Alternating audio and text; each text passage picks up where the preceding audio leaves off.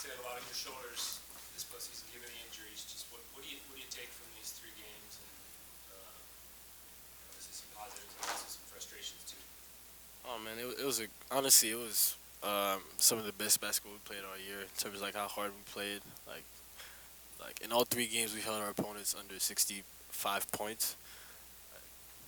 We just played so hard, but at the end of the day, like took a couple bad ones today at the end, and I didn't manage the game as I should, and it cost us. From your perspective on the go-ahead three by Hepburn there, what happened defensively? Well, we tried to. So they had called timeout, and we had tried to switch up defenses. So we went to the 13, the 1-3-1, and coach specifically said, be aware of where number 23 is, and we didn't. And that was a mental mistake by our part, and it cost us. What do you just make of this team's fight and play hard in a game in which you didn't play perfect, but Dana said he was proud about at least the way you guys played hard, which has maybe been an issue this year. Well, first of all, I want to thank the fans for showing up to. I don't know what the numbers were for attendance, but they gave us a great energy, like great energy. They were loud today more than they were in like the past 2 games, and we felt that, and we kind of fed off of that. And I just want to thank them first, and secondly, like we had that mentality of next man up, and we saw this as an opportunity, like some guys that didn't play as much earlier in the year just saw an opportunity, and we made the most of it, like in the moments that we could. Talked about the fans, the lack of fans at the arena today. Yeah. Can you give your perspective of just what's it like to play behind a crowd that's big supporting you, and what's it like going into an environment like Arizona where it's packed? Well, like I said, like I thought like the people were louder than they were like the rest of the NIT games that we had, but maybe they didn't think so otherwise. But having a good crowd is so important. But we got to be better at home, right? Like before we expect some of the fans to show up and be loud. Like we weren't. Like we dropped some games earlier, like UC Irvine, and it's give and take. So right, so we have to be good, and then they'll show up. That's how it works. This couple of days, couple of weeks look like for you. Man, first of all, I gotta take care of my ankle, right? Like I twisted it pretty bad, but for me, I'm just like take it day by day, working on getting healthy.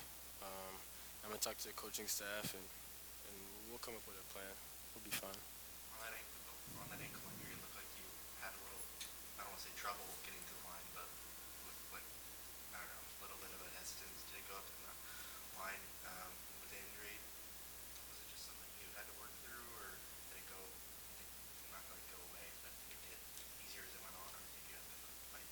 Honestly, I just had to get in like a zone where I could play. Like I thought I made some decent plays before the couple breaks that I threw at the end of the game, but like you asked me, yeah, it was just a mental thing. It was more mental than it was physical for me, and I was just able to fight through it. My teammates had my back like the whole time, so it's more about them than it is about me. So.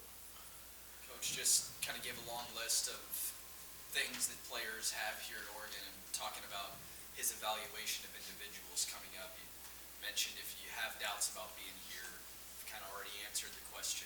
Do you feel the same way about what the fight should be like here and what the approach should be like for players once they are here or if they decide to stay?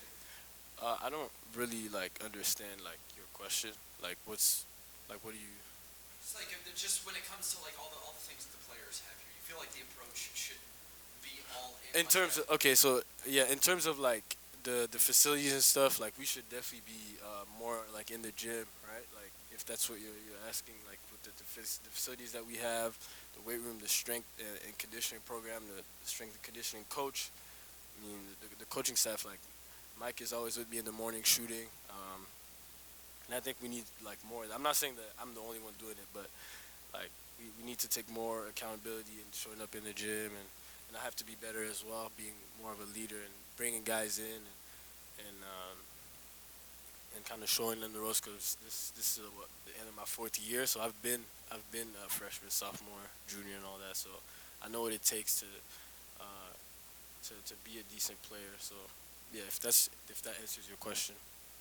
What will be the factors that go into your decision is what you'll do next season, and are you registered for spring classes here? First of all, yeah, I'm registered for spring classes, and the decision factor is just gonna be time. Like I just gotta talk to my family, and I won't be transferring schools at all. Like I'm here at Oregon. This is gonna be my school, so y'all don't have to worry about that. Do you embrace that leadership role? You talked about taking guys in. There's pretty heralded recruiting class coming in. There's guys like yourself, Drew Germain, and Biddle saying they're coming back. Yeah. Is this an opportunity for you to kind of embrace that leadership role?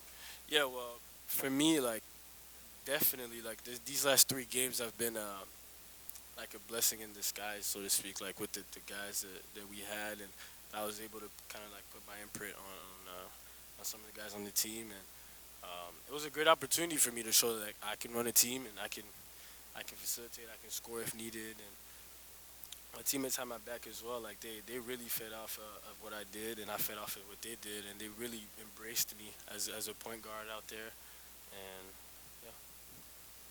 Just to clarify, saying you're not transferring, but there's still a decision to make. Is that a professional opportunity if there's something somewhere? Just to clarify.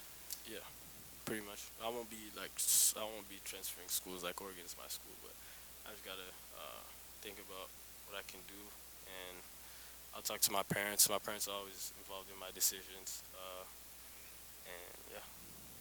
In today's day of basketball, you almost kind of have to test the waters, right, for the NBA, just to get the feedback of what you need to work on. Is that kind of Well, what honestly, I don't even know if I'm gonna just like test the waters in the NBA. I'm gonna just like talk to my parents to see if I can play pro ball somewhere, anywhere. But I'm open to anything. But Oregon is definitely like this my school. It's where I see myself next year as well. Like if anything like bad happens, this is where I should be. Last question. All right. Thanks, Keith. Thank you.